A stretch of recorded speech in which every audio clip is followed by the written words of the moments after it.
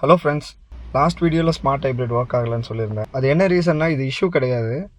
காரோட main பேட்டரியோட charge வந்து ரொம்ப கம்மியாக இருக்குது. அந்த சார்ஜ் தான் வந்து இந்த ஸ்மார்ட் ஹைப்ரிட் சிஸ்டமோட ஒரு பேக்கப் மாதிரி. காரோட மெயின் பேட்டரியோட சார்ஜ் ட்ராப் ஆச்சுன்னா இது இன்டென்ஷனலாக ஸ்மார்ட் ஹைப்ரிட் சிஸ்டம் வந்து டிசேபிள் பண்ணிடும்.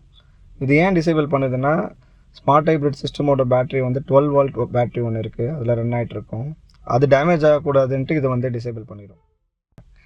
இது எப்போ ஃபிக்ஸ் ஆகும்னா, காரோட மெயின் பேட்டரியை வந்து ரீப்ளேஸ் பண்ணாலும், இல்லைனா புது பேட்டரியாக போட்டு சார்ஜ் பண்ணாலும் வந்து இதை வந்து ஃபிக்ஸ் பண்ணிக்கலாம்.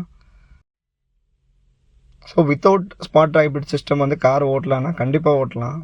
இதனால் வந்து ஸ்மார்ட் ஹைப்ரிட் சிஸ்டமுக்கும் ஒரு டேமேஜ் ஆகாது, காரும் வந்து சேஃபாக தான் இருக்கும். ஒன்றும் ப்ராப்ளம் இல்லை. இதனால் இந்த மாதிரி simple and real life car வீடியோஸ்க்காக நம்ம சேனலை சப்ஸ்கிரைப் பண்ணுங்கள்.